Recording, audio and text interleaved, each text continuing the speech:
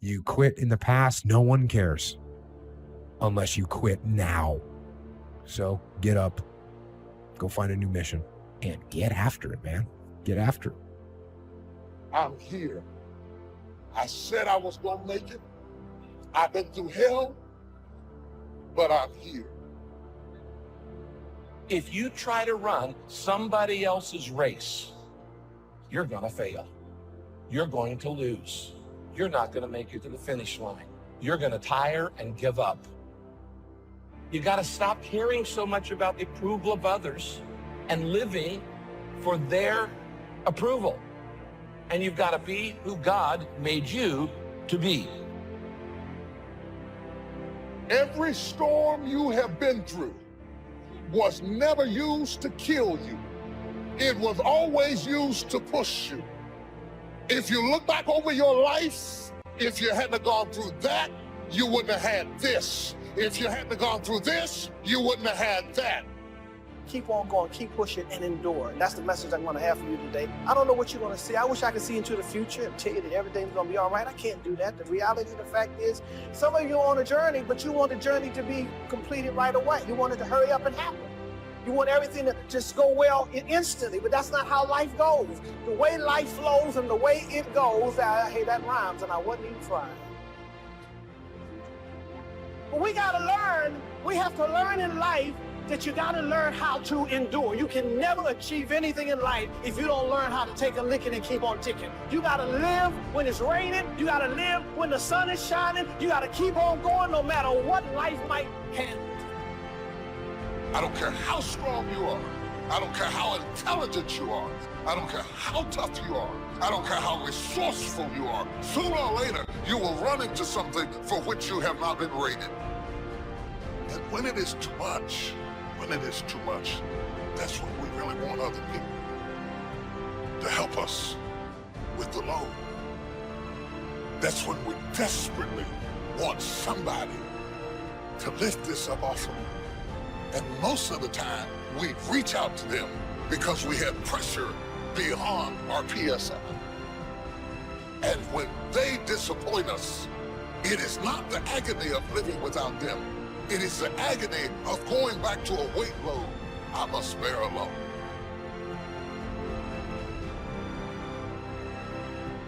Everything starts with thought.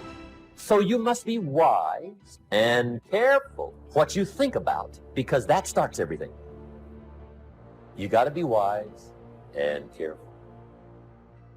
Every day, stand guard at the door of your mind. And you decide what goes into your mental factory. Don't let anybody just dump anything they want to in your mental factory, because you've got to live with the results. On the job, when you deal with certain types of pipes and certain types of hoses that have a PSI rating, it is the pounds per square inch how much pressure that thing can hold. And if you add more pressure than the PSI is on the object, boom, it will burst because of pressure. But some of you today, you've allowed your circumstances to push you down and convince you that it's too much, it's never going to change. Now you're tempted to give up on what God's placed in your heart. But I'm asking you to dig your heels in and say, no, this is a new day. I will not give up on my dreams. I will not give up because somebody did me wrong. I will not give up because I tried and failed. I will not give up because it's taken longer than I thought. I've got a made-up mind. I'm going to become everything God's created me to be, and I'm going to have everything God intended for me to have. There's got to be a relentlessness on the inside that says no matter what happens, I refuse to quit. As long as God has given me breath to breathe, I'm going to keep pressing forward, pursuing my dreams, believing for His very best.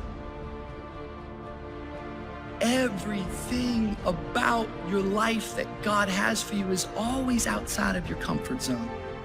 Your comfort zone has everything except your calling.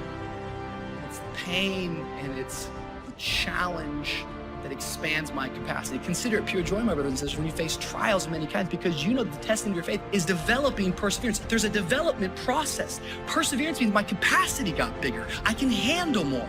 I love this little phrase. It says this: The definition of capacity is the ability to receive or to contain. Yet I actually believe the definition that you choose to believe for your life is going to be the thing that's going to cap your capacity.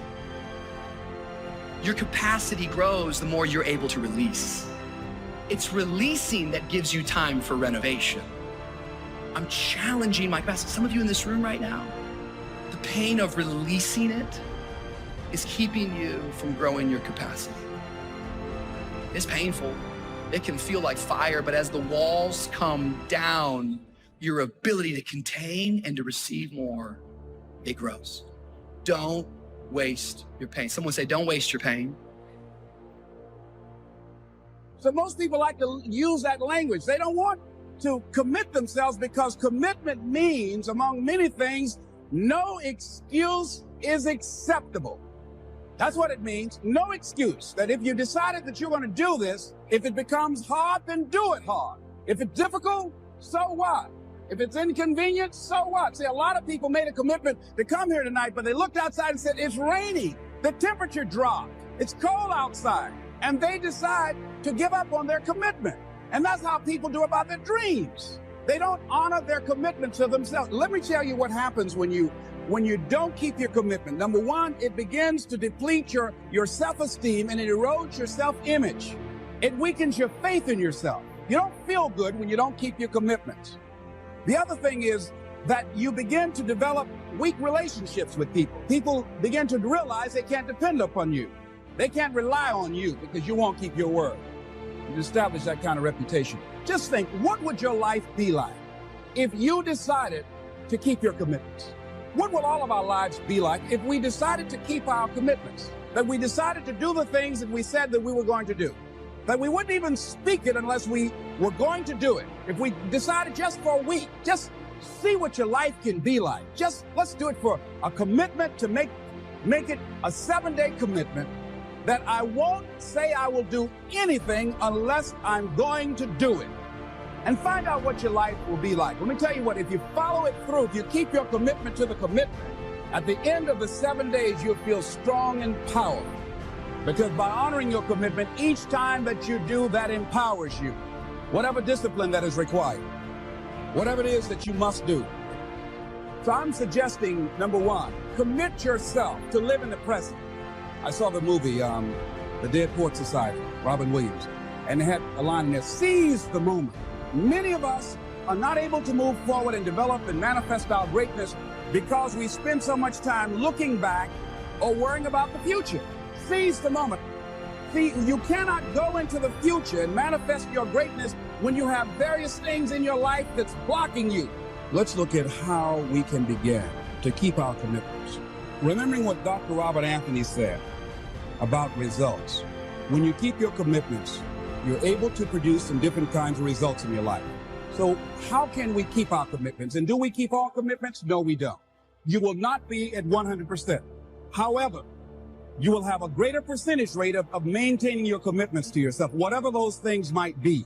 If it's going into business, if it's changing a habit that you know that works against you, if it's overcoming self-destructive behavior, if it's retraining your thinking, if it's reinventing yourself, if it's trying to begin to design your relationship differently, all of us have the possibility by focusing and really harnessing our attention and concentrating on it, we really have available to us the power to honor our commitments in those particular areas. Make it priority.